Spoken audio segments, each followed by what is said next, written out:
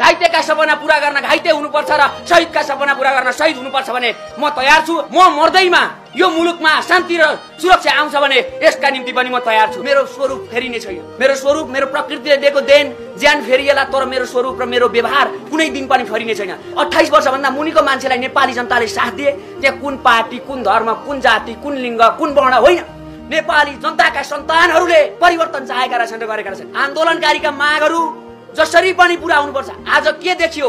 आज म भन्न चाहन्छु कि त हामीलाई संविधान संशोधन गर्नु पर्यो कि त अन्तरिम संविधान दिनु पर्यो। हिजोका जस्तो तण्ड वितण्ड मचाएर मै शक्तिशाली तै शक्तिशाली भन्ने घमण्ड नगरौँ। जनतालाई आज विरोध गर्ने विरोधीहरूलाई सुरक्षा दिनुपर्ने हो, तर विरोधीहरूलाई गोली हानिन्छ। यो देश, यो छातीमा लागेको यो गोली, यो चोट म पीडा कहाँ सहन्छु भन्दाखेरि त्यो खोटाङतिर जाने त्यो सडक, त्यो कर्णालीमा भएको तुइन र बिरामीले नपाएको सिटामोलसँग म तुलना गर्छु। त्यतिखेर सम्झेर म ढुक्क हुन्छु। मेरो देश यस्तै छ। अनुहारमा लागेको दाग ऐना पुछेर मेटिँदैन, अनुहार नै पुस्नुपर्छ।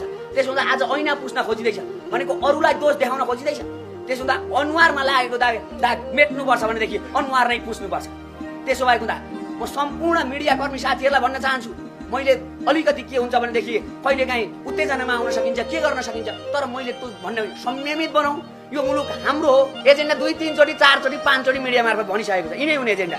तत्कालीन संविधानलाई परिमार्जन गर्न सकिन्छ, संशोधन गर्न सकिन्छ, संशोधन गरौँ। होइन भने अन्तरिम संविधान जारी गरेर प्रत्यक्ष कार्यकारीको निर्वाचन गरौँ। अर्को, तत्कालीन आन्दोलनको अवस्थालाई उग्र बनाउन सरकारले निरङ्कुशता साधेको हुँदा तत्कालीन सरकार पक्षलाई उच्च स्तरीय छानबिन आयोग गठन गरी तत्काल सरकारलाई कारबाही गर्नुपर्छ। अर्को, प्रदेश खारेजीको माग नेपाली जनताको, त्यो माग नेपाली जनताको हुँदा प्रदेश खारेजी गर्नुपर्छ र 2047 सालपछि सार्वजनिक पद धारणमा बसेका रहेका सम्पूर्ण आरोपीलाई उच्च स्तरीय छानबिन आयोग गठन गरी तत्काल सजाएर प्राप्त सम्पत्ति राष्ट्रियकरण गर्नुपर्छ। र अर्को सबैभन्दा भ्रष्टाचार हुने ठाउँ भनेको संवैधानिक आयोग हो। यो संवैधानिक आयोगमा पनि नियुक्ति प्रक्रियामा पनि एउटा राजनीतिक दबाव र कर्काप होइन, परिवारवाद होइन, प्रतिभालाई प्रायोरिटी दिएर अगाडि बढ्न जरुरी छ। अर्को, विश्वविद्यालयमा रहेका, हामी त विद्यार्थी हौँ, विश्वविद्यालयमा रहेका ती सोभियु, ती मतलब कि विद्यार्थी संगठनहरूलाई तत्काल हटाएर विद्यार्थीको हित र पक्षमा काम गर्नुपर्छ र प्रत्यक्ष कार्यकारी प्रधानमन्त्रीको नेतृत्वमा विशेषज्ञको टोलीमा, प्रतिनिधि सभा एक खालको बन्छ, कानुन बनाउँछ प्रतिनिधि सभाले, तर विशेषज्ञको टोली जो कि एउटा कृषिको मन्त्री हो बन्न पर्यो भने संचार पढेकाले होइन, क्या कृषि नै पढेको मान्छेले मन्त्री बन्नु पर्यो। त्यो हुँदा विषम परिस्थितिलाई यतिखेर निर्कोल गरेर मुलुकको परिवर्तन गर्नका निम्ति र जनताको अवस्था सुधार गर्नका निम्ति अगाडि बढ्न जरुरी छ। अर्को कुरा के छ भने अहिलेको आन्दोलनमा जुन तरिकाले यो आन्दोलन, यो एउटा फेरि भन्न चाहन्छु, कुनै पनि देशमा आन्दोलनकारीलाई जेल हालिँदैन।